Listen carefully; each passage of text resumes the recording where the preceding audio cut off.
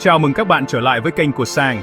Hôm nay, chúng ta sẽ khám phá những mối quan hệ cộng sinh kỳ lạ giữa các loài động vật mà có thể bạn chưa từng biết đến. Trong tự nhiên, sinh tồn không chỉ là cuộc chiến của kẻ mạnh nhất, mà còn là câu chuyện về sự hợp tác và những liên minh bất ngờ. Bạn sẽ bất ngờ với cách các loài vật giúp đỡ nhau để cùng tồn tại, tạo nên một mạng lưới liên kết phức tạp. Nào chúng ta cùng bắt đầu hành trình khám phá nhé! Khi nhắc đến những mối quan hệ đặc biệt dưới đáy đại dương, không thể không nhắc đến cặp đôi nổi tiếng, cá hề và hải quỷ. Đây là một trong những ví dụ điển hình nhất về sự cộng sinh trong tự nhiên, nơi hai loài hoàn toàn khác biệt lại gắn bó mật thiết, cùng nhau vượt qua những thử thách của đại dương rộng lớn. Hải quỷ trông như một bông hoa mềm mại, rực rỡ sắc màu, nhưng thực chất xúc tu của chúng lại chứa đầy nọc độc nguy hiểm. Những xúc tu này có thể làm tê liệt hoặc tiêu diệt hầu hết các loài cá nhỏ nếu vô tình chạm phải. Vậy tại sao cá hề nhỏ bé lại có thể sống an toàn giữa rừng xúc tu độc đó, thậm chí còn coi đó là ngôi nhà của mình? Bí mật nằm ở lớp chất nhầy đặc biệt bao phủ cơ thể cá hề. Lớp chất nhầy này không chỉ giúp cá hề tránh bị hải quỷ tấn công, mà còn khiến chúng trở nên vô hình trước hệ thống phòng thủ của hải quỷ. Cá hề thu thập lớp nhầy này bằng cách cố sát vào xúc từ hải quỷ ngay từ khi còn nhỏ, dần dần khiến hải quỷ nhận nhầm cá hề là một phần của chính mình. Nhờ đó, cá hề có thể tự do di chuyển giữa các xúc tu mà không lộ bị tấn công. Nhờ sự bảo vệ này, cá hề có nơi trú ẩn an toàn tuyệt đối, tránh xa kẻ săn mồi luôn rình rập bên ngoài. Đối với cá hề, hải quỷ chính là pháo đài bất khả xâm phạm giữa đại dương. Tuy nhiên, mối quan hệ này không chỉ có lợi cho cá hề, mà còn mang lại nhiều lợi ích cho hải quỷ. Cá hề đóng vai trò như một người dọn dẹp tận tụy, giúp hải quỷ loại bỏ thức ăn thua, mô chết và ký sinh trùng bám trên xúc tu, giữ cho hải quỷ luôn sạch sẽ và khỏe mạnh. Không chỉ vậy, cá hề còn thu hút các loài cá nhỏ khác đến gần, vô tình dẫn dụ con mới vào tấm vối của hải quỷ, giúp hải quỷ săn mồi hiệu quả hơn. Ngoài ra, cá hề còn đóng vai trò như vệ sĩ, dũng cảm xua đuổi những loài cá lớn chuyên ăn hải quỷ, bảo vệ ngôi nhà chung của cả hai khối các mối nguy hiểm. Nếu không có hải quỷ, cá hề rất khó sống sót ngoài tự nhiên vì dễ trở thành mồi ngon cho kẻ săn mồi. Ngược lại, những hải quỷ có cá hề đồng hành thường phát triển khỏe mạnh, ít bị ký sinh trùng tấn công hơn. Mỗi liên kết này là ví dụ điển hình cho sự hợp tác đôi bên cùng có lợi, nơi mỗi bên đều nhận được những giá trị quý giá từ đối phương. Cá hề còn tạo ra dòng nước lưu thông quanh hải quỷ bằng cách vây vây liên tục, giúp mang oxy tươi và cuốn đi chất thải, tạo môi trường sống lý tưởng cho cả hai. Mỗi hành động nhỏ của cá hề, từ việc bơi lội, làm sạch đến bảo vệ, đều góp phần vào sự thịnh vượng chung của cả hai loài. Đây thực sự là một sự cộng sinh hoàn hảo, nơi cả hai cùng phát triển mạnh mẽ, tạo nên một góc nhỏ đầy màu sắc và sức sống giữa lòng đại dương. Câu chuyện về cá hề và hải quỷ dạy chúng ta về sức mạnh của hợp tác, sự sẻ chia và gắn bó trong tự nhiên. Ngay cả những sinh vật nhỏ bé nhất cũng có thể tạo nên sự khác biệt lớn, góp phần duy trì sự cân bằng và đa dạng cho hệ sinh thái. Đây là một bài học quý giá về sự cân bằng, thông minh và kỳ diệu của tự nhiên mà chúng ta có thể học hỏi và áp dụng vào cuộc sống hàng ngày. Tiếp theo là một mối quan hệ khiến ai cũng phải ngạc nhiên giữa chim cò Ai Cập nhỏ bé và cá sầu sông Nile khổng lồ. Đây là một trong những câu chuyện nổi tiếng nhất về sự hợp tác kỳ lạ trong thế giới động vật, nơi hai loài tưởng chừng như đối lập lại trở thành bạn đồng hành không thể thiếu của nhau.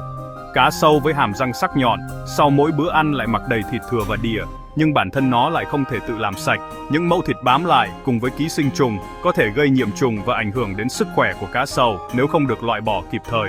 Lúc này, chim cò Ai Cập xuất hiện như một nha sĩ tận tụy, dũng cảm tiến vào miệng cá sầu để nhét sạch thức ăn thua và ký sinh trùng. Hành động này đòi hỏi sự can đảm tuyệt đối, bởi chỉ cần một cái ngậm miệng bất ngờ, số phận của chú chim sẽ rất nguy hiểm. Đổi lại, chim cò có một bữa tiệc an toàn ngay trong miệng kẻ săn mồi. Thức ăn của nó là những gì cá sấu bỏ lại, từ thịt vụn đến các loại ký sinh trùng, giúp chim cò nở bụng mà không phải cạnh tranh với các loài khác. Mối quan hệ này dựa trên sự tin tưởng tuyệt đối. Cá sấu nằm yên, há miệng cho chim cò làm việc. Đó là một khoảnh khắc hiếm hoi trong tự nhiên khi kẻ săn mồi và con mồi lại hợp tác chặt chẽ đến vậy. Không chỉ làm sạch răng, chim cò còn đóng vai trò như một hệ thống cảnh báo sớm cho cá sấu. Khi phát hiện nguy hiểm, chim cò sẽ lập tức phát ra tiếng kêu báo động, giúp cá sấu kịp thời lẩn trốn khỏi kẻ thù hoặc con người. Khi có mối đe dọa, chim cò sẽ kêu báo động, giúp cá sấu kịp thời lẩn trốn. Sự phối hợp này giúp cả hai cùng an toàn hơn trong môi trường đầy rẫy nguy hiểm của đầm lầy. Hình ảnh một chú chim nhỏ nhảy nhót trong miệng cá sấu là minh chứng cho sự hợp tác kỳ diệu trong tự nhiên. Đó là sự tin tưởng tuyệt đối, vượt qua bản năng săn mồi để cùng nhau tồn tại. Cả hai đều có lợi, chim cò được ăn, cá sấu giữ được sức khỏe. Đây là một ví dụ điển hình cho sự cộng sinh, nơi mỗi bên đều đóng vai trò quan trọng trong cuộc sống của nhau. Đây là ví dụ điển hình về mutualism, cộng sinh đôi bên cùng có lợi, không chỉ là một mối quan hệ ngắn hạn, mà còn là sự gắn bó lâu dài giữa hai loài hoàn toàn khác biệt. Sự dũng cảm của chim cò và sự kiên nhẫn của cá sấu tạo nên một sự cân bằng hoàn hảo.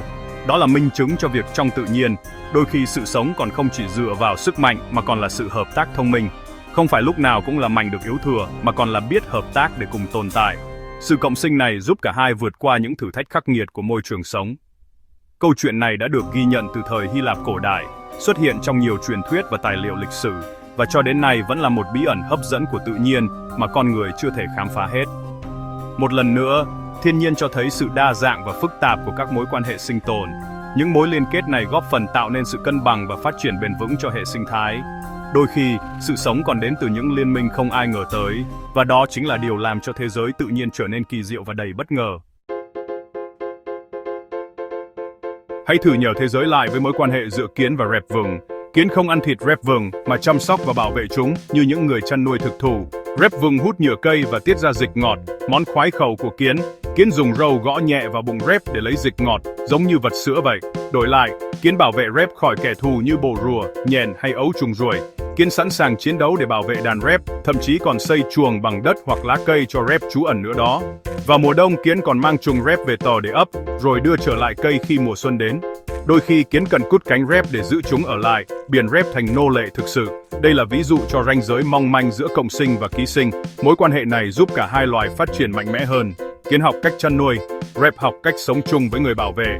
Khi bạn thấy đàn kiến bò trên cây, hãy quan sát kỹ, có thể bạn sẽ thấy cảnh tượng chăn nuôi tí hon này.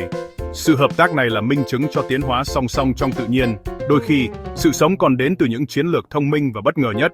Một ví dụ tuyệt vời về sự thích nghi và sáng tạo của các loài nhỏ bé. Tự nhiên luôn biết cách khiến chúng ta kinh ngạc. Lần xuống rắn san hô, chúng ta gặp cá sạch, những bác sĩ tí hồn của đại dương. Cá sạch lập trạm làm sạch, nơi cá lớn, kể cả cá mập, tìm đến để được loại bỏ ký sinh trùng và mô chết. Cá sạch bơi lượn khắp cơ thể khách hàng, thậm chí chui vào màng và miệng để dọn dẹp. Đổi lại, chúng có nguồn thức ăn dồi dào mà không phải cạnh tranh.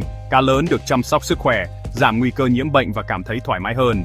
Tại trạm làm sạch, mỗi loài tâm đình chiến, không ai săn mồi, tất cả đều cho đến lượt. Cá sạch có màu sắc và kiểu bơi đặc trưng để báo hiệu mình là nhân viên vệ sinh, không phải con mồi.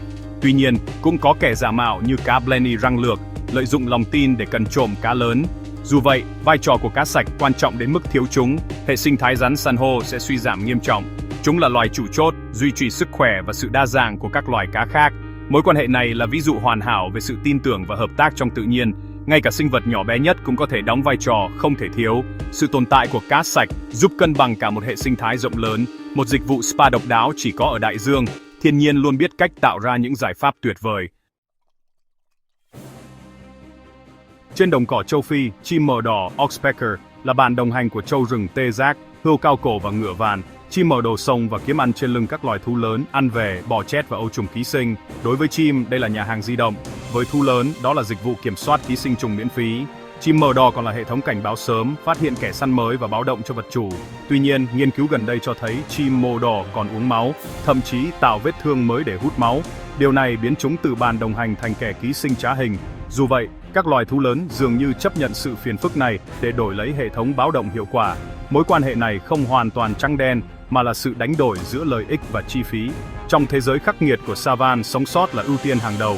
Câu chuyện này cho thấy các mối quan hệ trong tự nhiên rất phức tạp. Đôi khi lợi ích và tác hại đan xen không dễ phân biệt. Sự hợp tác và cạnh tranh luôn sống hành trong tự nhiên. Một ví dụ điển hình về sự thích nghi và linh hoạt của các loài động vật. Thiên nhiên luôn có những câu chuyện bất ngờ và sâu sắc. Mỗi mối quan hệ đều có hai mặt và sự cân bằng là chìa khóa. Quay lại đại dương rộng lớn, chúng ta bắt gặp cá ép Remora, bậc thầy đi nhờ xe, trên lưng các loài cá mập, cá đuối, rùa biển và thậm chí cả cá voi khổng lồ.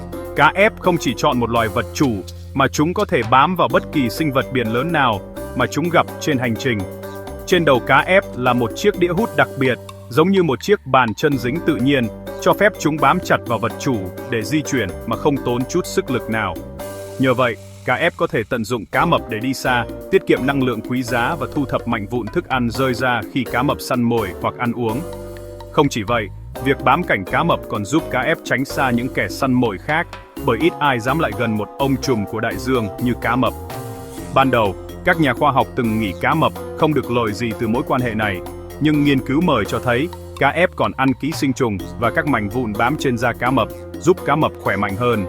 Cá ép giống như những nhân viên vệ sinh bán thời gian, cần mẫn dọn dẹp cho cá mập, giúp chúng giữ gìn vệ sinh cơ thể và giảm nguy cơ mắc bệnh Ngoài ra, cá ép còn ăn cả phân và chất thải của vật chủ, góp phần làm sạch môi trường xung quanh, giữ cho đại dương bớt ô nhiễm hơn. Cá ép có thể tự do di chuyển trên cơ thể cá mập, trượt dọc lưng hoặc bụng để tìm vị trí thuận lợi nhất, nơi có nhiều thức ăn hoặc an toàn nhất.